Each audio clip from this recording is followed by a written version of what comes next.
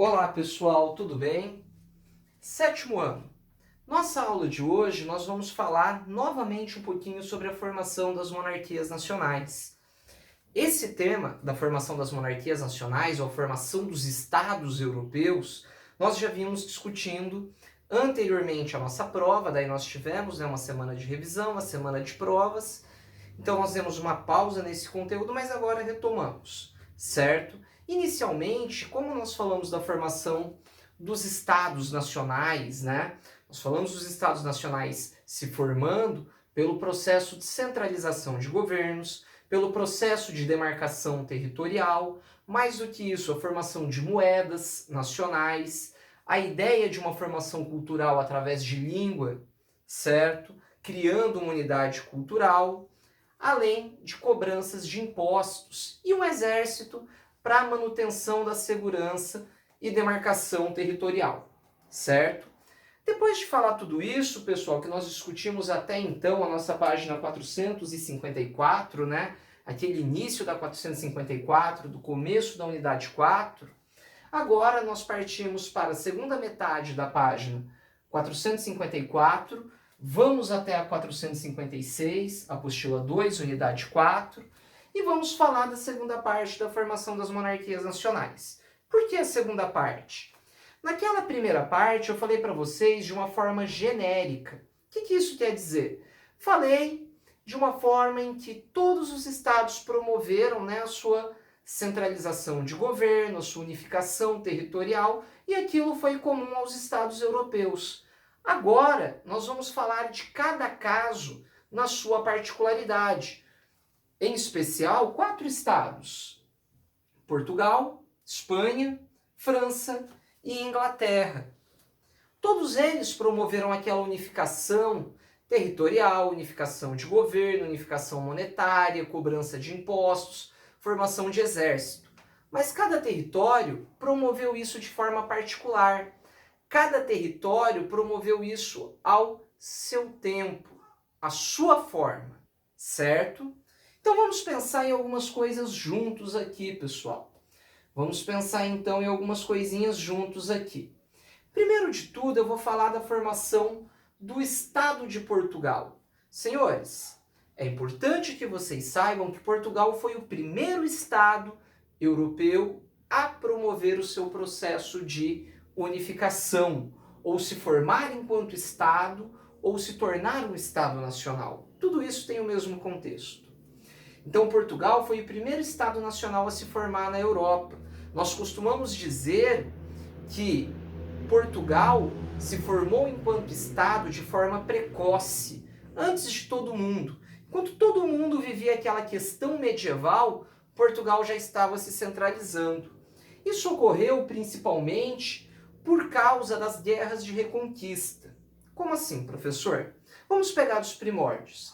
Ainda durante aquele período do Império Romano que vocês estudaram lá no 6º ano, essa região da Península Ibérica era chamada de Condado Portucalense, onde mais tarde viria a se formar Portugal. O Condado Portucalense, na Península Ibérica, ele foi ocupado pelos árabes, naquele expansionismo que nós também estudamos no 6º ano. Aquele expansionismo do povo árabe, certo? Que dominou todo o norte da África e aquela região sul e oeste da Europa. A região de Portugal foi conquistada pelos árabes. Porém, os cristãos promoveram embates naquela região e reconquistaram a região. No ano de 1143, século XII, o rei Dom Afonso Henriques conquistou a região, certo, do Condado Portucalense, expulsou na Guerra de Reconquista os árabes e ali formou o condado. O que é um condado? Era um pequeno reino. Ainda essa região, ela se sucumbia a um dos reinos que formou a Espanha. Vocês têm as informações certinho aí na apostila, que eu não vou pontuar agora para que não confunda vocês. Em 1297, sucessores de Dom Henriques, Dom Dinis delimitou as fronteiras de Portugal. Portugal começava a se formar como reino. Dom Afonso Henriques, Dom Diniz, governaram Portugal a partir de uma família. Essa família se chamou como a Dinastia de Borgonha. Certo? Então nós vamos falar aqui, num primeiro momento, da chamada Dinastia de Borgonha. Certo? Família de nobres, de cavaleiros.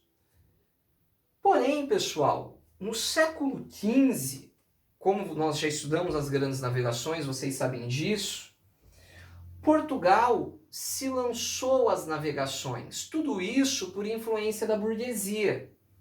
Entre 1483 e 1485, a burguesia, tentando tomar o poder em Portugal, promoveu uma grande revolução, a chamada Revolução de Avis, onde a nobreza foi retirada do poder e a burguesia, os comerciantes patrocinadores, colocaram no governo um rei, um nobre, Dom João, mestre da Ordem de Avis, ou Dom João de Avis.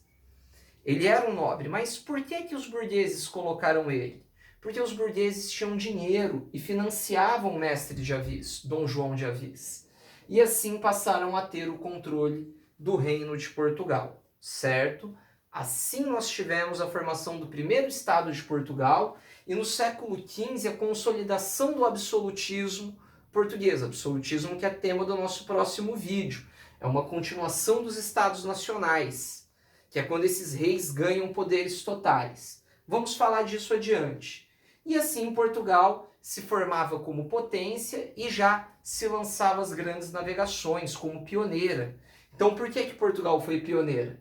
Porque primeiro ela se formou como Estado Nacional, enquanto todo mundo estava fazendo guerras para se tornar um Estado Nacional, Portugal já estava pensando em expansionismo. Segundo tema de hoje é a formação do Estado espanhol. A Espanha se formou como Estado já tardiamente, comparado a Portugal. Portugal se formou como Estado no século XII. A Espanha se formou como Estado no século XV. A região da Espanha, também na Península Ibérica, pessoal, ela ficou dominada durante muito tempo pelos árabes, certo? Então, aqui, pessoal, nós vamos falar, além do domínio dos árabes, de uma descentralização. A Espanha, ela era composta por 4 reinos: Castela, Navarra, Leão e Aragão, certo? No ano de 1469, esses 4 reinos, Leão, Navarra, Castela e Aragão, se uniram. Formava-se a Espanha. Foi o primeiro embrião do Estado espanhol, que viria a se consolidar em 1492, com o casamento de Isabel de Castela, rainha, com Fernando de Aragão, rei. Se formava assim o reino espanhol. Essa consolidação se tornou ainda maior quando, em 1492, também tivemos a expulsão dos últimos mouros, árabes, com origem do norte da África, que estavam na região ali mais ao sul da Espanha. Quando nós tivemos a expulsão dos mouros, o Estado espanhol se consolidou de fato. Nós vamos falar aqui dessa consolidação de processo de unificação no começo de 1492. Já em outubro do mesmo ano, a Espanha chegava à América com Cristóvão Colombo, conforme nós já estudamos nas grandes navegações. Outros 2 casos de formação de monarquias nacionais são bastante peculiares para a gente: a formação do Estado francês e a formação do Estado espanhol. Por que são peculiares? Porque eles estão envoltos aqui de uma unidade importante. A França, ela passou a ter a formação do seu Estado Nacional ali por volta do século XIII, certo? Então, ali quando nós falamos dos anos de 1200. O rei Luís IX, ele passou a ampliar o seu poder, promovendo a consolidação de instituições de governo, ou seja, a formação de leis, demarcação territorial. Até então a França era um emaranhado de condados, né, de reinos autônomos, que cada um funcionava ao seu jeito. Com Luís IX, nós passamos a ter esse processo de centralização de governo. Um pouco mais tarde, pessoal, já no século XIV, o rei Carlos IV acabou falecendo. Seus herdeiros não puderam assumir o trono. O que aconteceu? Com o trono vago, o parente mais próximo indicado para assumir o trono era Eduardo III da Inglaterra, certo? Vocês podem verificar isso aqui comigo na página 455. Porém, por Eduardo III da Inglaterra não ser um francês de fato, a nobreza francesa não aceitou essa questão. Com isso, nós tivemos início àquilo que já estudamos também no ano passado, a famosa Guerra dos 100 Anos, entre Inglaterra e a França. Por quê? Porque a França, pessoal, ela passou a ser governada aqui então por Filipe VI, certo?